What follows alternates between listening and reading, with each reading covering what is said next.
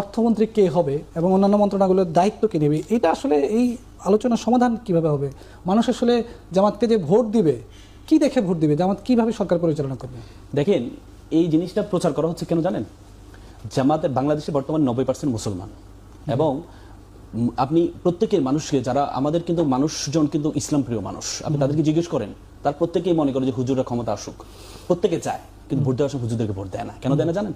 তারা মনে করে হুজুরদেরকে, এই যে এতদিন পর্যন্ত তাদের মাথায় ঢুকিয়ে দেওয়া হয়েছে যে হুজুরদের ভোট দিলে এটা তো গভর্নমেন্ট চালাতে পারবে না, তাদের মাথায় ঢুকিয়ে দেওয়া হয়েছে। এই জন্য ভোটের মাঠে যখন যায় তখন তারা চিন্তা করে, আমি ভোট দিলে, হুজুরদেরকে ভোট দিলে ভোটটা আমার নষ্ট হবে, কারণ ওরা তো রাষ্ট্র চালাতে পারবে না। কিন্তু আপনার কাছে কি মনে হয় যে বলা হচ্ছে অর্থমন্ত্রী কে হবে? বাংলাদেশের ইতিহাসে ভিন্ন অর্থ সিস্টেম পদ্ধতি চালু করেছে জামাত ইসলাম, যেখানে বাংলাদেশের গড় বাঁধা যে অর্থ ব্যবস্থা, সে অর্থ ব্যবস্থার বিপরীতে একটা ইসলামী অর্থ ব্যবস্থা কিভাবে চলতে হয়, ইসলামী ব্যাংকিং সিস্টেম কিভাবে চলতে হয়, সেটা প্রথম তৈরি করেছে জামাত ইসলাম। এবং সেটা যখন সফল হয়েছে, সেটা থিওরি গ্রহণ করেছে প্রত্যেকটা ব্যাংক, এবং শুধু বাংলাদেশ নয়, আমেরিকা পর্যন্ত এই থিওরিটা গ্রহণ করেছে। জামাত ইসলাম যে অর্থ ব্যবস্থা চালু করেছে, কোথা থেকে পেয়েছে? কারণ Quran is the each and everything in the holy Quran. কারণ জামাত মনে করে তারা ক্ষমতা আসলে কোরআন হবে তাদের সংবিধান। কোরআনে কি নেই?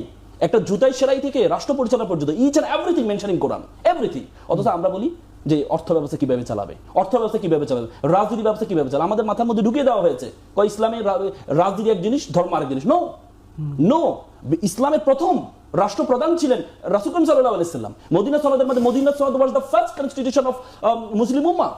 সেই কনস্টিটিউশনের প্রধান ছিল রাসূল সাল্লাল্লাহু আলাইহি ওয়াসাল্লাম, এবং সেই কনস্টিটিউশনের আলোকে সেই রাষ্ট্র ব্যবস্থার মধ্যে পৌত্তলিক ছিল, সেই রাষ্ট্রপতি খ্রিস্টান ছিল, হিন্দু ছিল। কিন্তু ভোটাররা সামনে কাকে দেখবে?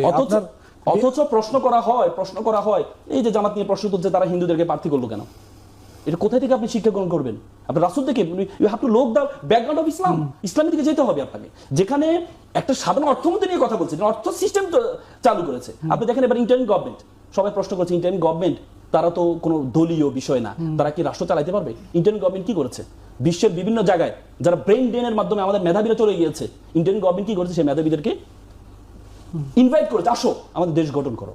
এতদিন পর্যন্ত তোমাদেরকে পলিটিক্যালি বায়াস থাকার কারণে তোমাদেরকে সম্মান দেওয়া হয়নি, বিটার চেয়ারম্যানকে নিয়ে আসা হয়েছে, আপনি ইলেকশনের প্রধানকে এনে আমাদের টেলিকমিশনের এখানে প্রধান বানানো হয়েছে। কেন বানানো হয়েছে?